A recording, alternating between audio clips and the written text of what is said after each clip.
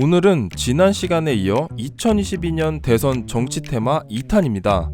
1탄에서는 이재명 후보, 윤석열 후보의 정책과 그에 해당하는 섹터를 살펴봤는데 내용이 궁금하신 분들은 우측 상단에 영상 링크 걸었으니 참고해주세요. 유튜브 게임 채널, 경제 채널에 출연한 이후로 지지율이 급상승해 제20대 대선의 다크호스로 급부상한 국민의당 안철수 후보의 핵심 정책을 간단히 살펴보고 해당 정책이 어떤 산업 또는 섹터와 연관되는지 살펴보도록 하겠습니다. 대선 후보 지지도 여론조사 추이를 살펴보면 최근 한 달 새 가장 드라마틱한 변화를 보인 후보는 바로 국민의당 안철수 후보입니다. 유튜브 게임 채널 지식백과와 경제 채널 3프로TV에 출연한 이후 주 시청자층인 MZ세대를 중심으로 큰 반향을 일으키며 지지율이 급상승했는데요. 심지어 1월 2주차에 진행됐던 여론조사에서는 국민의힘과의 단일화 후보를 가정했을 때 윤석열 후보보다 더 높은 지지율을 보이기도 했죠. 향후 단일화 여부는 알 수 없지만 대선 구도에서 상당히 의미 있는 위치까지 올라왔기 때문에 안철수 후보의 정책을 살펴보는 것은 분명 의미가 있을 것입니다. 안철수 후보가 내세우고 있는 가장 대표적 공약은 555 신성장 전략인데요. 간단히 정리하면 5개의 초격차 과학기술 확보, 5개 글로벌 선도기업 육성, 5대 경제 강국 클럽 진입입니다. 이 중에서도 우리가 주목해야 할 것은 5개 초격차 과학기술 확보인데요. 안철수 후보가 밝히고 있는 5개 초격차 기술 확보는 디스플레이, 2차 전지, 차세대 원전인 SMR, 수소에너지, 바이오 산업 등입니다. 5개 초격차 기술 확보의 첫 번째는 디스플레이 산업인데요. 디스플레이 산업은 일본이 패권을 쥐고 있었지만 LCD의 보급과 함께 우리나라가 맹주로 군림했죠.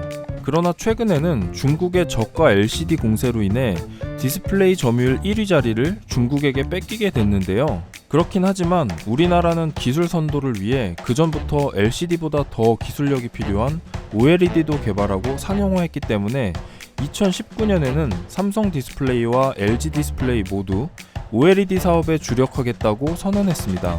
대형 OLED에서는 WOLED를 앞세운 LG 디스플레이가, 중소형 OLED에서는 모바일용 OLED 패널의 절대 강자인 삼성전자가 각각 시장을 선도하고 있는데요. 다만 중국이 국가적으로 BOE 등 자국 업체에게 대규모 지원을 하면서 OLED 시장에서 우리와 중국 간의 격차가 조금씩 줄어들고 있는 실정이죠. 따라서 디스플레이 산업에서 우리나라의 주도권을 공고히 하기 위해 안철수 후보는 5개 초격차 기술 확보 중 하나로 디스플레이를 꼽았다고 생각됩니다. 구체적인 정책이 나온 상황은 아니지만 향후 디스플레이 기술의 발전 방향을 본다면 OLED 기술의 심화와 마이크로 LED의 상용화로 그 방향성을 좁힐 수 있을 것으로 예상됩니다. 이는 디스플레이 패널 제조업체에 대한 지원도 있겠지만 패널 제조를 위한 소재 및 장비와 관련한 정책적 지원도 강화되지 않을까 생각해 볼 수 있는데요.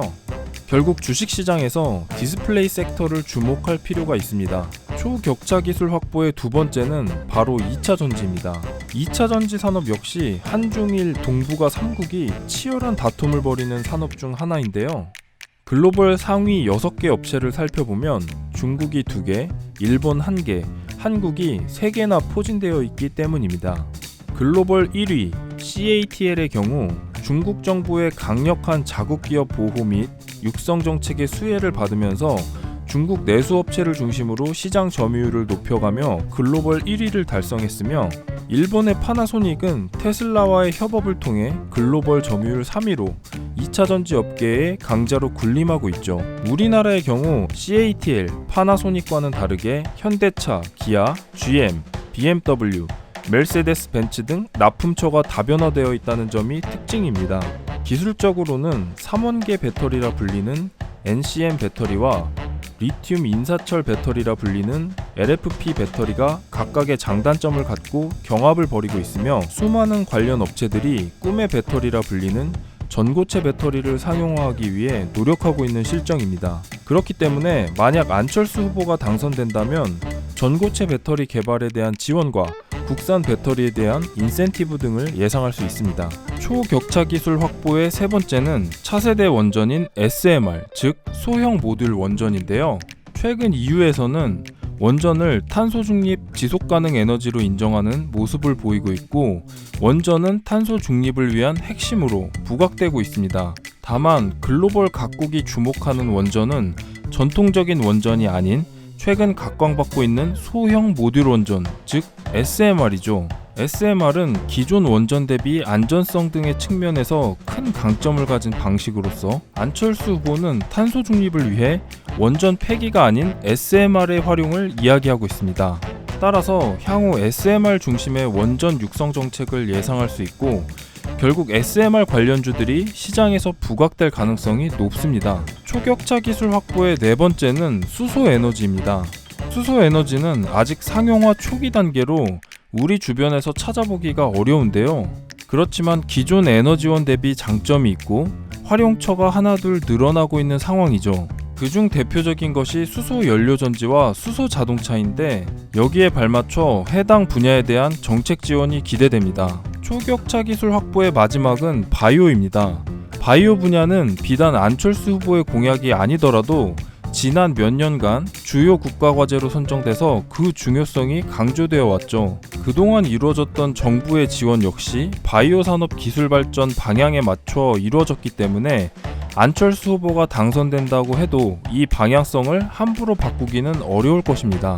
따라서 우리는 작년 5월 16일 보건복지부에서 발표한 보도자료인 제약바이오 산업 미래 혁신성장 동력으로 육성한다에 주목할 필요가 있는데요. 그 중에서도 R&D 분야가 가장 중요한데, 전체 예산 7,718억 원 중 6,451억 원이 투입되는 분야이기 때문입니다.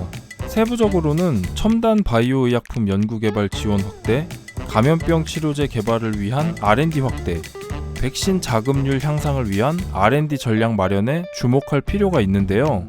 이들 3개 분야의 예산은 총 3,741억 원으로 R&D 분야 예산 6,451억 원의 58%를 차지하고 있기 때문입니다. 이를 고려하면 K 뉴딜 지수 바이오 섹터와 백신 관련 섹터에 주목할 필요가 있습니다. 지금까지 제20대 대선의 다크호스로 떠오른 안철수 후보의 제1호 공약 555 신성장 전략 중 5개 초격차 기술 확보에 대해 알아봤고, 어떤 섹터를 주목해야 하는지 살펴봤습니다.